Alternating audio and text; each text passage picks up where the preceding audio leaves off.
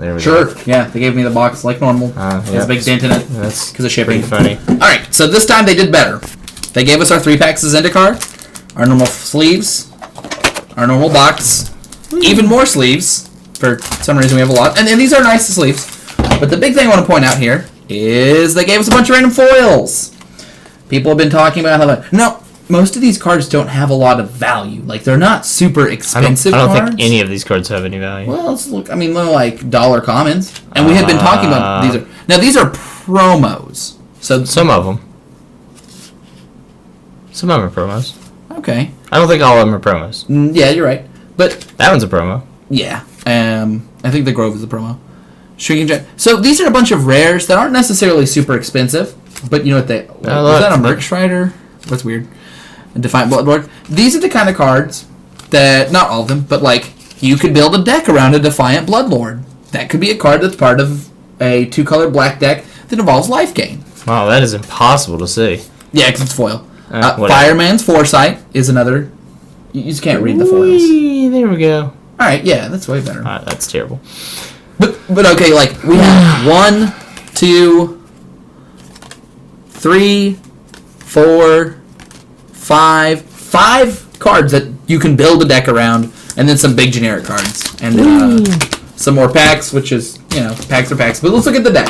I will say, even before opening this thing, like, the fact that we have foils to build a deck around makes me think that they're trying a little harder. Trying to put a deck together. Still not worth whatever you paid for it. No.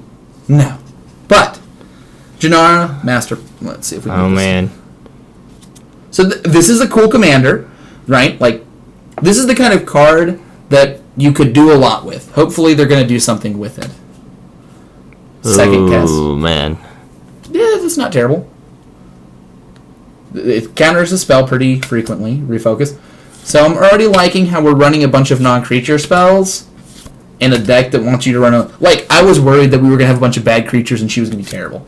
And it doesn't matter that a lot of these cards are only moderately impactful. Well, they're all common still. Oh, we got our first uncommon. I thought another... No. Reality Shift is an uncommon as well. Okay. We've got 3 or 4. We got second or third uncommon. Yeah, I mean, they're just generic uncommons. They're not like... I'm not seeing any creatures. Quite a themed deck.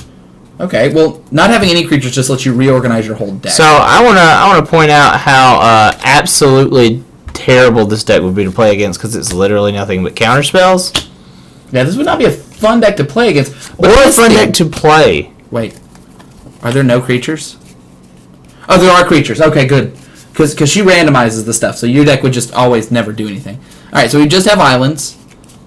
Yep, looks like there's a big pile of islands. I mean, a bunch of islands too. Yeah, there's only islands in the deck. Okay, and then we have bad creatures. I don't like Privateer. So, let's see. Her text says, sacrifice another creature. Reveal cards from the top of your library until you reveal a non-legendary creature card. Put that card in your battlefield and the rest of the bottom in any order. So, ideally, you would want, I don't know, tokens that you sacrifice to go get creatures, right? That's how I would do it. Ideally... Oh, gosh. Come on now. Focus. It really wants to focus on your hand, Daniel, for some reason. Not the thing it should be focusing on. Huh. Well, problems aside. Can we get Crosstown Courier, our generic 2-1 for the most part, to focus here? There we go. Alright, here, I'll just move it from here. Alright, take it down a little bit more. Oh, Deep Sea Terror. Nah. That's fine. There's nothing to do, but it's unexciting. So there's this sort of theme of playing blue cards, and Eldrazi side. Pro Tour winning card right here, by the way. Oh, yes. This is the kind of card I don't mind at a common, by the way. This is the kind of fine card. Like, giving your commanders hexproof is a really powerful ability. Yeah, see, that's okay. That's one I'm not okay with the use of Spellfist. Okay, so you're going to sacrifice your crappy creatures to get crappy creatures? This is another poorly made deck. It's less poorly made than other ones. This is the least poorly made deck so far. This is month 3 or 4? This is my 4th one or 3rd. Okay, so 4th month, still producing a terrible product. Here we go. Now we have another rare card that is exciting and you can use well.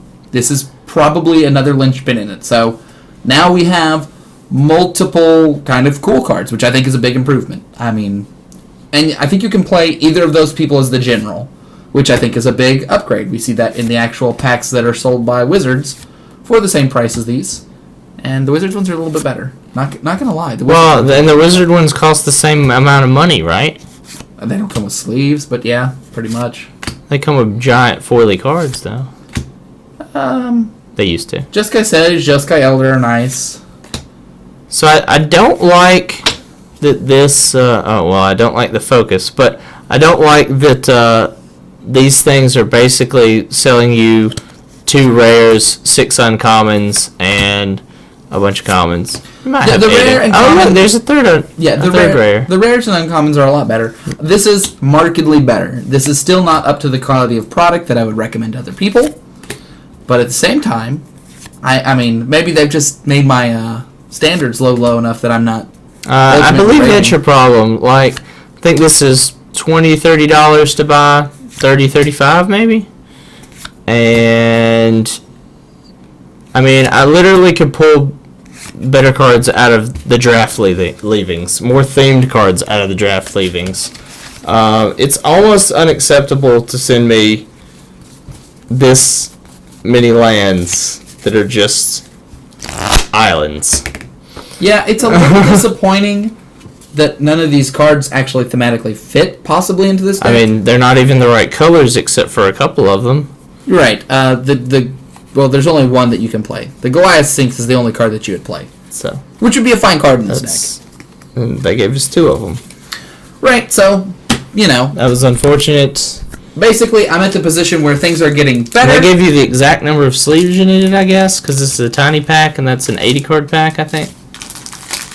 Sure, yeah. I mean, sleeves aren't terrible, but...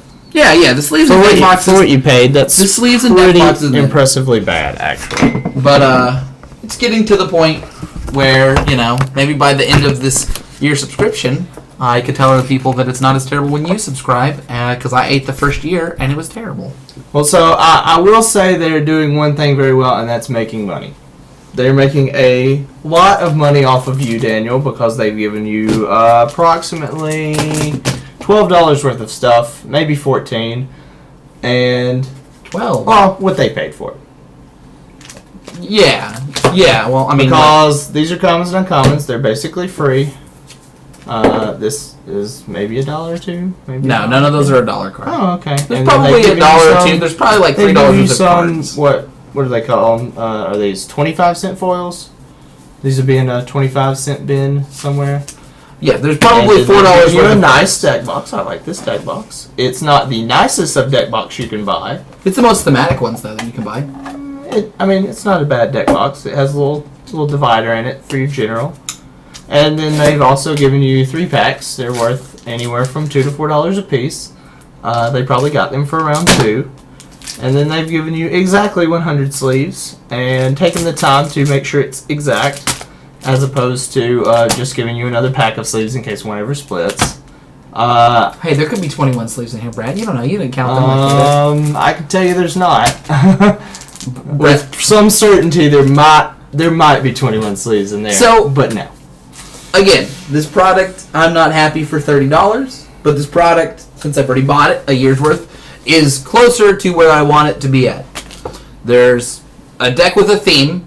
The deck includes multiple rares and uncommons that help enforce the theme. There's side cards, like the foils, I guess, were kind of cool as a side item. Like, they're okay. They weren't great nor not great. I liked how some of them were themed. I like that they had themed cards. The only problem I have with these themed cards is that there's no way to know what your other decks were, so you don't know if they're themed with your other cards. Like, if my entire collection consisted of some small collection that I had and a year-long subscription to Deckbox, I might not be able to use a Defiant Bloodlord. I might think it's a cool card that I can't do anything with. Fireman's Foresight is a cool card, right? It's a 5 blue-red. Search your deck for an instant with converted mana cost 2, 1, and 3, and put them in the hand. Like, that's the kind of card you want to build a deck around. It's also not the kind of card you can just build a deck around without actually doing stuff to it. So, it's a little bit weird of a spot for them to be in. But if there was a way to make decks around cards like Grove of the Guardian or Firemind's Foresight, I would be more exciting. Or it would be more exciting for people like me. I personally have the cards to do that. It's not hard.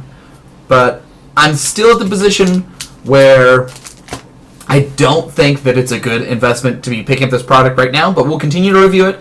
And if we continue to see the market improvements we have over the last 3, I could see it being pretty good in the future. We'll tell you guys next month what the next one looks like.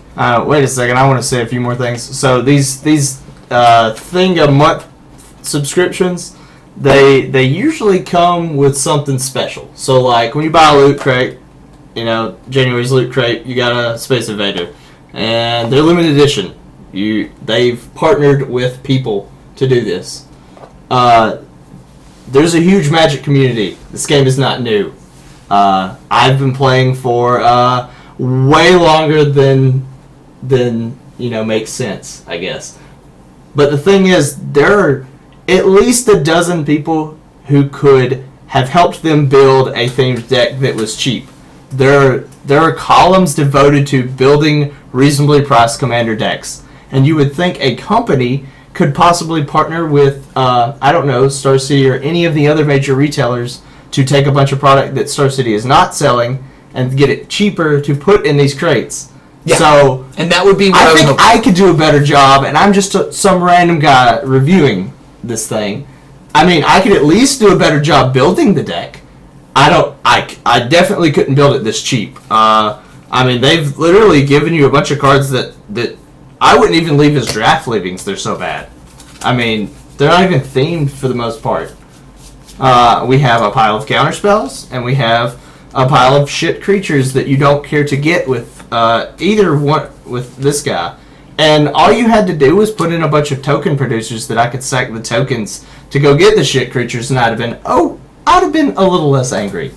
Yeah, but nothing but terrible creatures to go get and nothing but counterspells is not a deck that will live in Commander. It's not even a deck that will make you have a good experience in Commander, because none of your friends will want you to play such a terrible deck that has nothing but counterspells.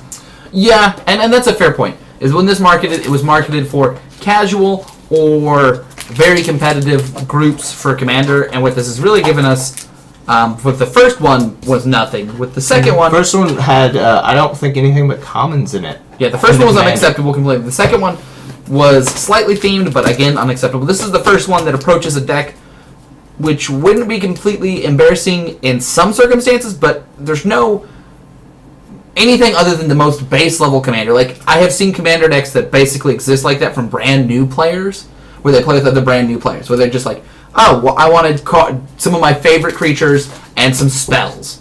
And that's what that is. And so, I've not ever seen a deck this poor, because usually people can go buy the $35 deck that Wizards releases every year. Yeah. I mean, they release 5 every year that you can go buy for the price of one of these things. And it won't come with sleeves, and it won't come with 3 packs, but it'll be a deck that is actually a deck that's themed. And they have real people build who get paid to build things, as opposed to this company that got paid to build this and literally just threw a bunch of commons together. It's just disappointing that they're putting this product out there. Yeah, I mean, it's just disappointing. I'm hoping for more improvement even from here. This is a baseline that... This is an unacceptable baseline. It is still unacceptable for the cost. I would not tell anyone to get this product right now. But the improvement over the last 3 products, if it continues, will eventually get to a product that I might be happy if they continue to improve. That's what I need to see, is more improvement in themes. Not necessarily like the random rares, maybe spending a little bit more time instead of those random rares, having the $1.50 of random rares being $1.50 of themed cards, uncommons, commons, and rares that made that deck better. I think the biggest thing isn't there's not $30 worth of stuff here. No, that's not the problem. The problem is I want $15 or $20 worth of a really cool, fun deck with no expensive cards, and maybe like sleeves in a deck box. I would settle for a themed deck, and a legitimately themed deck. I don't legitimately- care if the cards are worth nothing. If the deck was themed, it would be fine. Yeah, because If the deck was powerful enough to be played at a table without you just making your friends angry that every spell is a counterspell or anything, that would be acceptable. like I don't need packs, and it is cool that Some we get people these. like to open packs, but They do, you know. It's I mean, they're doing a pretty good balance on that. They give you some packs, they give you some sleeves, they give you a box. But you asked for a commander deck, and they didn't give you a commander deck you could play. in right. my Everything else is serviceable except for that one area, and I wish they would pull more from the auxiliary stuff and push more towards giving me a more consistent commander deck. It doesn't have to be full of soul rings or nice lands or expensive cards. You can make very budget lands. One of my favorite commander decks I play is Popper. What is her name? Janara, the multicolored. She's the band general. Runs all commons, and it can compete one-on-one with most people's commander deck because it's well put together and well thought out. It's just a bunch of common spells. It's probably worth less than $5, but if someone sent me that deck, I'd be like, whoa, this deck's awesome. It's the kind of deck that I'm hoping they build to.